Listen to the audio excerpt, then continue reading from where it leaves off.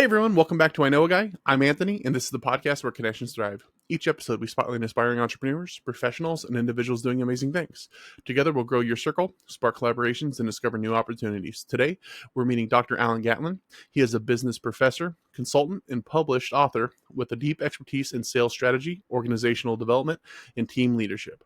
As a founder of OLTCI Business Academy and a professor at Windsor University, he empowers both students and professionals to thrive in today's competitive business landscape. How are you doing today, Alan? I'm doing very good, and I hope you are as well. I'm doing fantastic. We're all moved into the new place, so I couldn't be more ecstatic. I have a yard now. So Wow. I don't know. Not that I know what to do with it, but I'm out milling around in it periodically. There you go. Yeah, so no, I was excited to have you on. I really enjoyed our previous conversation. You're doing a lot of cool things. You're helping people. So there's folks out there that definitely need to get to know you. But to start off, where are you calling in from? Where are you located? San Antonio, Texas. Though in this virtual age, where you are is less important than can you get to where you need to be. And hopefully that's both virtual and physical, because I do visit clients on at least a quarterly basis. Okay. Well, are you newer to the area, or have you been in that part of Texas for a while? 4 years. Came 4 from years? Southern California, and before that, Phoenix, Arizona, though I grew up in eastern Kansas. Okay, awesome. Well, 4 years, you have your haunts. If you have friends coming into town that have never visited before, where are you going? What are you doing? And what's for dinner? The big thing about San Antonio, it's a big convention place. So there's something called the River Walk, which is actually a river that they've businesses, restaurants, events make utilization of. Of course, we have the Spurs, professional NBA team, and we have minor league, AAA baseball. And so there's lots of activities, but a lot of it is historical based. Of course, the Alamo is one of the most, shall we say, important historical places in Texas, and that gets a lot of tourist attraction. Okay. So is it just kind of you walk around and decide where you want to go to dinner, or do you have a set place that you like to take people, or are you more of a home cook? It's kind of based on what the individual's likes and wants are. We have A+ rated, star, diamond, fine dining restaurant facilities down to family. I try to avoid the chains. I like to find local and, shall we say, unique places to eat. Obviously, Mexican food is very popular, but other ethnic foods, because of the immigration of other cultures here, have a heavy influence. Okay, awesome. Well, what can you tell us about what you do? Well, what I do is work with several groups of people. First, those that are mostly entrepreneur based, that get to about 3 to 5 million in revenues, and for whatever reason seem to be stuck. Either don't have the skill sets, or the business has started to run them more than they run the business. And so I help them gain perspective, get a game plan in place, put up key performance indicators so that there's measurable and understandable ways to success.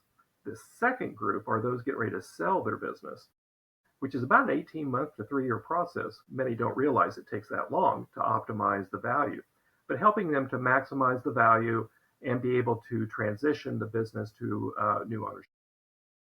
Okay. Well, how'd you get started doing this? Is this what you've wanted to do forever, or is it kind of a happy accident or something you discovered along the way? Well, it's actually, I did it corporately for almost 30 years, getting dropped into businesses to help improve sales teams, to help improve business function. My undergraduate degrees as a CPA, accounting, my master's is clinical counseling, and then my doctorate's organizational psychology. So it all just kind of worked out that I helped improve finances, people, and processes. And I was doing this corporately, got to a point in 2019 that I just didn't want to travel anymore. I was traveling 5-6 days a week, domestic and international, and said, heck, I can be on a smaller scale, have more control of my life, which is one of the things I tell my clients, make sure you're managing the business and it's not managing you, and move to that next phase. Yeah, absolutely. And a lot of business owners are working in our business, not on our business. And that's right. If we can't walk away for a week without everything exploding. So, yeah. Exactly. Okay, awesome. Well, what is it that you love most about what you're doing? I think it's the problem solving. No two situations are identical, and the ability to work with people, not just numbers. People are both the problem primarily and the solution to most business settings and improvement. Yep. Absolutely.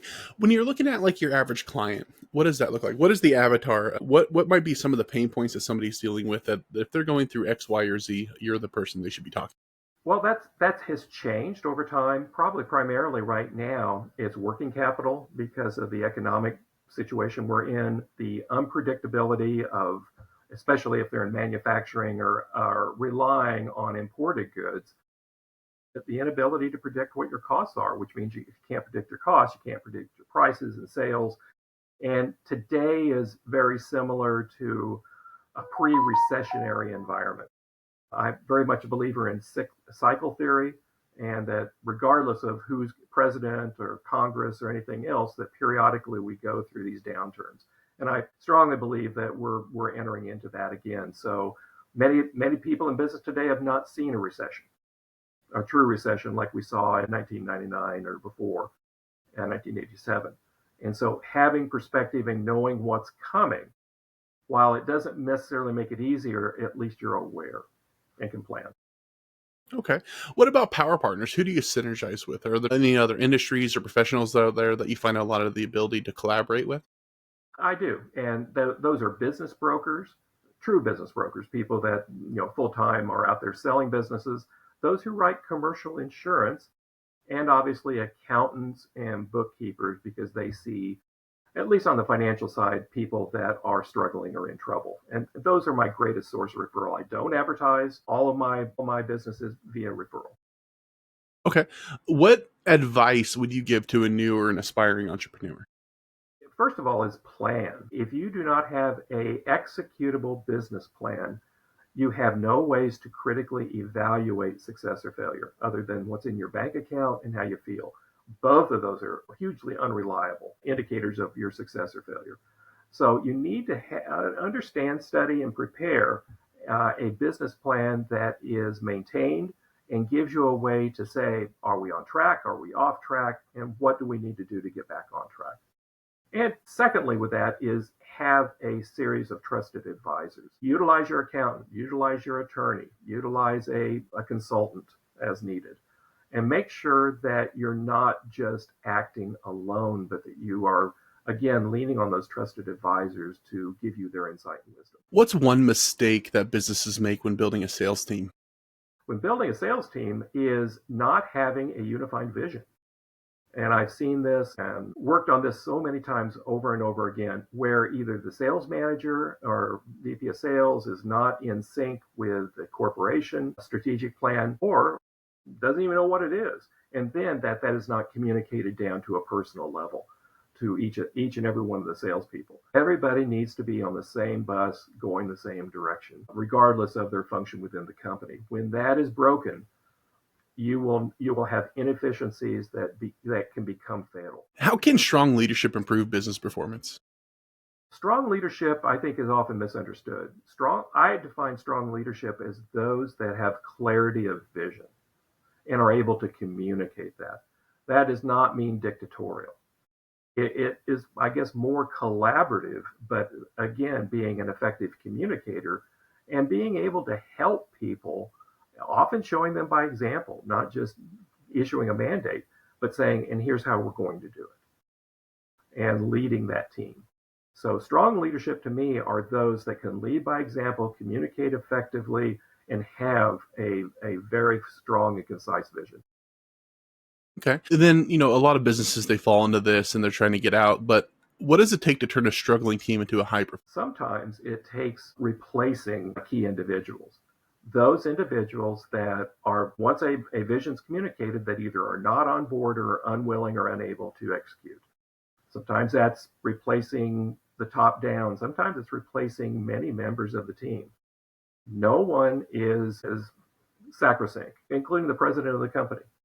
That if people are not unified in their vision and going the same direction, the business will not be as successful, or in some cases not successful at all. So being willing to critically evaluate, I use something called the Big Five personality test, which is a test that really helps people understand their management style, how they work, who they work best with, and their areas of weakness. Almost without exception, most management and leaders, and really salespeople are leaders as well, do not understand their strengths and weaknesses. So helping them doing that, helping them to develop individual plans for improvement leads to much success. And as we know, during times of recession, training and development are one of the first things that tend to get eliminated. That, along with marketing, which are two of the biggest errors that a business can make. Okay. And then you're doing a lot. You're helping a lot of people with a lot of different areas, but why you? What sets you apart from everybody else out there doing something similar? Well, I don't come in with a preconceived plan. Many people, and at times we've all been guilty of this, will say, well, here's a template, just follow this template and everything's great. And business is more complicated because people are complicated. So it takes active listening to really, and sometimes going on site to do an evaluation for me to put my eyes on it and gain perspective, and then working with them to help develop the plan to move forward. While I can see obvious errors and omissions and need for improvement, they also need to see it, buy into it, and be a part of the formulation of the plan. It's not me dictating, it's working with them to develop that succinct plan. Absolutely. And there's a lot to this, so we could go down all the rabbit holes. And like you said, every case is going to be a little bit different because it's involving people. But in general, is there anything that I missed or I failed to ask that you wanted to add? Well, I think one of the primary business issues that I'm seeing today, just because obtaining financing and loans has become so problematic, and the SBA has pretty much ceased lending, is undercapitalization. Before you start out on this journey, make sure you have adequate capital to be able to see you through at least the first year, if not 2 years. That is something that you may have a great idea, you may have a great executable plan, but if you don't have the money to do it, then it's going to be challenging and in many cases unsuccessful. Yeah, and a lot of us need to hear that because you can have a great idea, but it takes a lot more than just the idea to make it actually a good reality. So yeah, no, say it louder for the people in the back. So awesome. Yeah, it's just hard right now. I've actually developed sources for private money lenders and investors and others just because so many of my businesses, their traditional sources of financing have dried up. And that's the reality of a recession. That this happens every time it comes around. So for people that have more questions that would like to get to know you and work with you, what's the best way they find you? How can they get a hold of you? They can get a hold of me on LinkedIn, of course, Alan Gatlin, and you'll find my profile there and connect with me. You can email me at agatlin@oltcibusinessacademy.com. And of course, my website, oltcibusinessacademy.com. And the fourth tab over is my calendar. It's called Accelerate. And you can book a free 45-minute consultation from that site. Perfect. If anybody would like to get a hold of Alan, absolutely do so. And put all that in the show notes so it's super easy to find. He's the exact same in a one-to-one as he is here, so don't be nervous or shy. No. Reach out. You'll be better for it. But other than that, if anybody would like to get a hold of me, you can visit me at ikag.me. You can find more episodes, subscribe to our newsletter, and connect with our growing community of awesome people like Alan. If you were somebody you know would like to be interviewed, you can also apply on the website. But Alan, thank you so much for coming on. I really appreciate it. You're helping a lot of people. You're doing awesome things. And we need more of that. So really appreciate it. Let's all go have an awesome day and grow our circles. All right.